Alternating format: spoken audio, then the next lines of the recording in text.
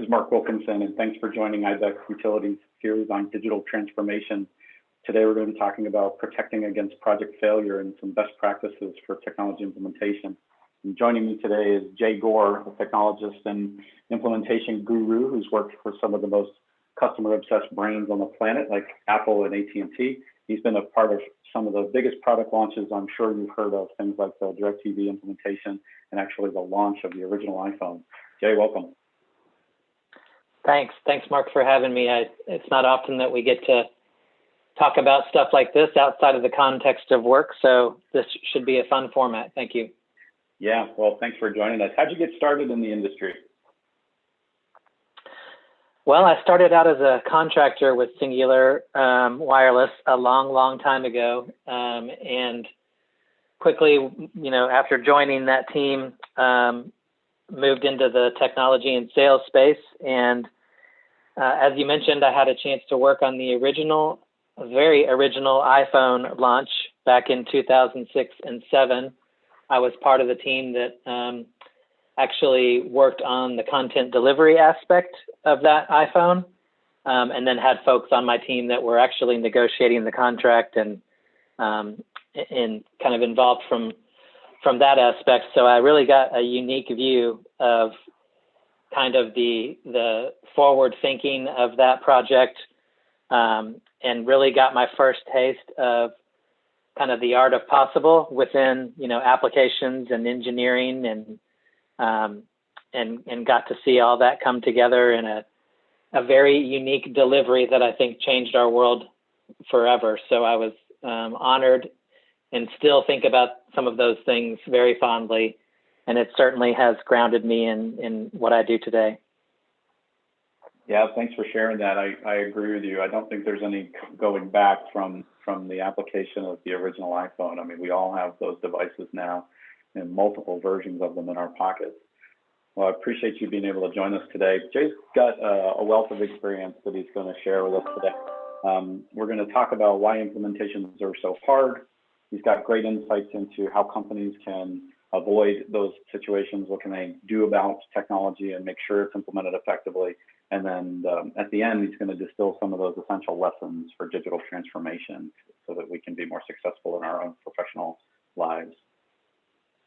So Jay, we've heard this story forever that, most big technology implementations fail. In fact, IDC did a report that's been quoted all over the place for more than a decade that, not only do projects just outright fail, but the majority of projects fail to achieve their goals, whether they don't meet their obligations or don't meet the capabilities or never get deployed, or also just never return on their investment.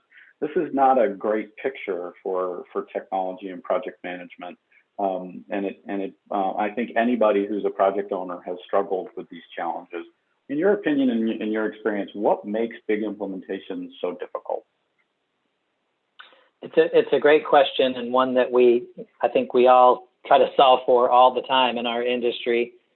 I think the three things that stand out for me are usually the same, whether it's small, medium, or large. They're all equally important, but the biggest one for me is certainly finance. You have to make sure that you have an agreement from your finance team that you're investing in something that is going to be around for the long haul, and that you have their commitment to fund the project, so that you have the backing to make sure that you deliver successfully along the way, and that everyone understands the timeline and the financials tied to that timeline during the commitment. I think the second biggest thing for me would be the delivery. So making sure that the design doesn't get too complex. It's hard to deliver profitable, epics and features over a 2-year period, but you have to make sure that you are planning appropriately, that you're delivering incremental results, and that those results are tied back to measurable things that are important for the various stakeholders. The third is probably people. I think all of us have been in the middle of a project and seen leadership changes where someone wants to change the direction or the scope, You've got developers that may want to move on during a given project. And I think those impacts definitely affect the other two things, delivery and finance. It's hard to make it all the way through big implementations and integrations, but keeping everybody on the same page and keeping your intellectual property focused and committed are a big part of delivering and delivering on the finance aspect of the project. Yeah, that's great insight. I think sometimes when you're the PM or you're in the weeds, maybe in a development silo or a product design silo, you lose sight of some of those bigger elements. But all of these projects, especially for large companies, come with a hefty investment, whether it's CapEx or OpEx, and an opportunity cost. So you're always answerable to the CFO. I think that remains a complex challenge, especially if you've come up in a world where you maybe didn't have exposure to that. And I take your comment seriously about people. I think that's an aspect of the project that often gets overlooked because the people are delivering things on a regular basis, and being able to make sure that you've got the right people assigned with the right programs and projects, tasks and elements, and then keeping everybody aligned can be incredibly challenging. Yeah, okay. The analogy would be almost like a band, right? Where you've got guys that are making music and it seems to work, but if you start replacing members, it's probably not going to have the same feel. You may hear a sound, but it may not be what you were looking for. It may not be music after all. That's right. Well, Jay, you've been on some very successful projects with very big companies. In fact, Gartner said that big companies are at a major disadvantage. Usually with scale becomes more complexity and more challenge. Often smaller companies have an easier time delivering on technology, but usually those projects are very small themselves. But you've delivered some really massive things in the world. What have you learned? What can companies do about it that ensures a better opportunity to succeed? It always depends on perspective. It depends on what role you're in. But in general, let's keep it in terms of technology management and kind of the folks on that side of the fence.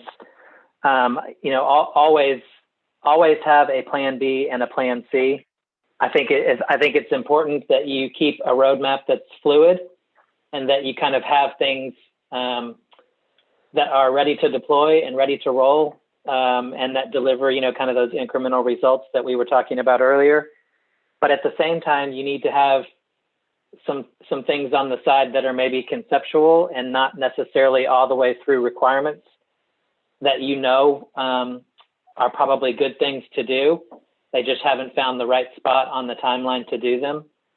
And then that way, if your scope changes or your leadership changes or the goals, for the project change, or even the financials change, you're not caught where you're going to miss a delivery cycle. You should have things that you can pull in to deliver those results. And I'm not necessarily talking about a backlog like in the agile, delivery method.